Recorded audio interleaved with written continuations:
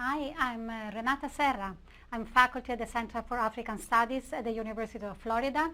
I'm a development economist, and I also work as an expert in the policy area of inquiry for the Feed the Future Innovation Lab for Livestock Systems. This is part 2 of a short program that introduces viewers, researchers, and policymakers in particular to better ways to communicate with one another. The title of this talk is Bridging Research and Policy Through Engagement and Communication. In part 1, we mainly revise the reasons why researchers and policymakers not only should, but they want to engage in communication with one another. In this part 2, we look at possible points of entry, how to actually do it. There are a number of things that should be taken into account when wanted to, from a researcher point of view, communicate to policymakers, and for the policymakers to listen to what the researchers have to say. A to-do list may be a long list, but here I'd like to highlight 4 main points. One is to be aware of the specifics of a policy process in a given setting. Clearly, this is different from context to context, and doing the homework in advance is really important. Secondly, any environment has different actors and different ways they relate to one another. So the stakeholders, which is a general term with which we define actors that have a stake in any given situation, that stand to lose or to gain from a certain policy, for instance. So it's important to know who the stakeholders are, who are the parties that have an interest in a specific topic, be it a dairy development strategy, for instance, in a particular country, and how they are related to one another, who counts, who has the power to decide what, who has constituencies they can draw upon to support their positions.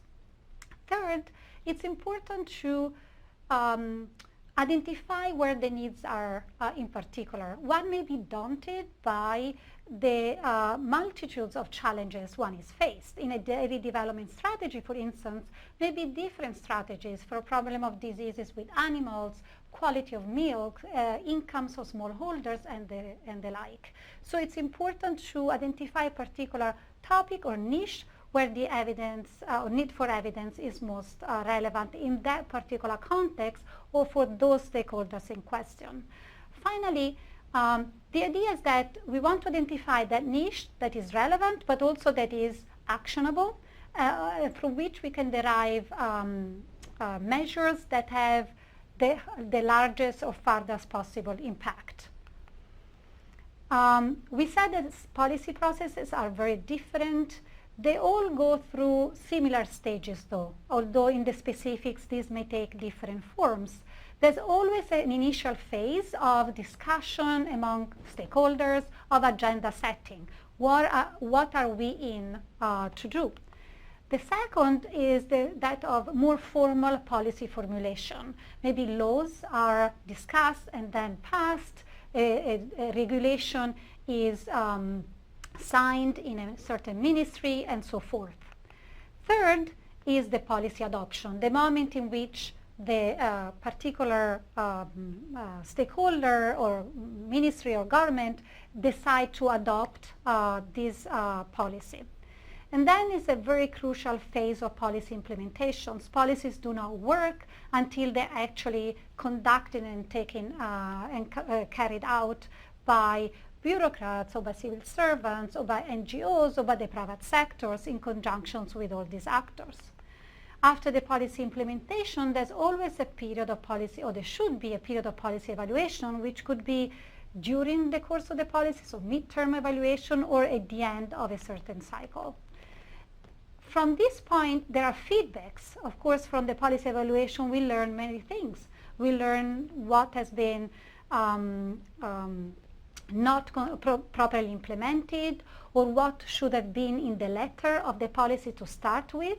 So the revision can affect both the agenda setting. Maybe we should have a focus on other objectives rather than on the particular one we focus. Maybe the formulation is lacking in some important principle, or the implementation has faltered because one level of actors hasn't really participated or implemented as needed. So all these stages in the cyclic process provides multiple points of entries, and this is really the choice of different stakeholders, their position to choose at what level we might want to influence or participate in the policy process. All of them are equally important, although they have different functions. Now, there are different degrees of engagement. We may all ask as researchers, for instance, how do we engage with policymakers?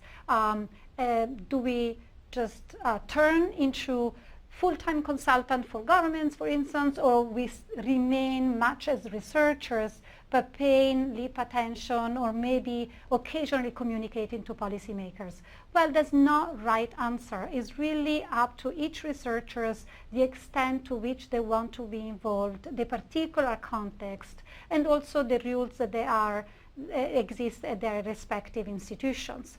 However, it's important to know that there are progressive degrees of engagement that both researchers can provide to policymakers and that policymakers can require of researchers. For instance, policymakers may ask, just from a research project they know they exist, a written communication of a summary of the findings. And this is something that can be done in 2 pages. We always recommend very brief, up-to-point communication to policymakers that focus on the results and focus a bit less on the technicalities of the methods and the methodology of research. At higher level could be an ongoing personal direct communication between a researcher, for instance, and a particular stakeholder or policymaker office, be it in the government or NGO. This direct communication may rely on personal relationship that are very important. They evolved through time. Usually they build a mutual trust, and this trust should enable a greater and greater level of participation and engagement. At higher level, we have researchers who actually are consulted as experts at higher level, ministerial level. They may themselves provide this as a formal consultancy or as a courtesy ones, and they may be asked to contribute conceptual or opinions, conceptual notions and opinions for really important policy decisions. And finally, we have the more like technical assistance, which often these are researchers that are work in ministry and provide ongoing technical assistance for a specific policy through time.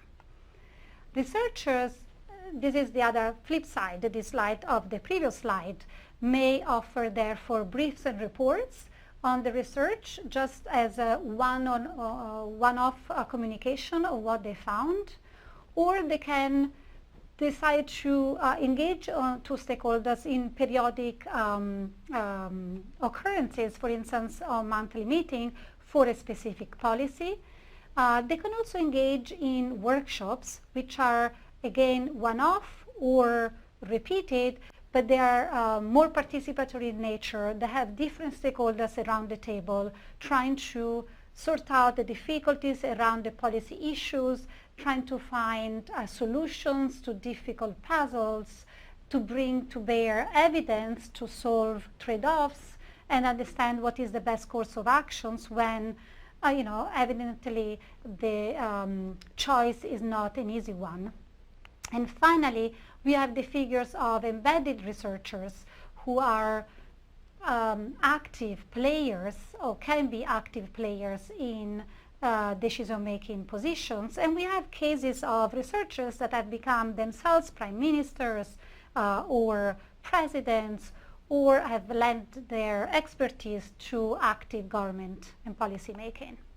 There are a lot of tools that can be used to leverage this dialogue and this communication between researchers and and policymakers. This is just a list of few that can be used, for instance, in stakeholder workshops to elicit dialogue, communication, resolution of sort of wicked problems and puzzles surrounding some important policy issues. So one is stakeholder mapping, which is a way of visually representing the network of actors and stakeholders and how they are related and connected to one another. Then the SWOT analysis, which looks at the strengths and weaknesses of any policy issues. It's always good to look at the pros and cons, to be aware, even if one is proponent of a certain intervention, to be aware of the pros and cons at the same time. There's a problem tree analysis, which is a tool that enables one to break down a problem into steps, logical parts that are connected, so that one understands what is the prior problem, or what are the derivative problems. There's an influence mapping exercise that helps especially one or even a group of stakeholders to understand who has power to do what, who is influencing what part of a certain policy issues, and what are their respective interests. There are many more tools that can be used, and there are a lot of guidebooks that provide these tools, and they are very easy to use, and they provide a lot of interesting results. In conclusions, these two parts of this talk really point to first, the importance for researchers and policymakers to work together despite their differences, despite the stereotypes that we attach to one another. It's important to work together, and we have gone through the reasons why both researchers and policymakers should want to engage with one another. Secondly, we have tried to provide different ideas, even if simple and in few minutes only, of how one can engage, what are the points of entries, and how these can be multiple and differentiated according to the policy process at hand. And finally, we really would like to emphasize that this engagement between policy and research is not an option anymore. It is a necessity. It's a necessity due to the exigencies of donor fundings, due to the importance of communicating in this digital era to a wider set of constituencies, to reach out beyond your group of alike people and really reach out in clear and simple terms to other constituencies. Thank you for listening. This was the part 2 of a talk that we hope has been useful to everybody. And thank you from us and the Innovation Lab for Livestock Systems.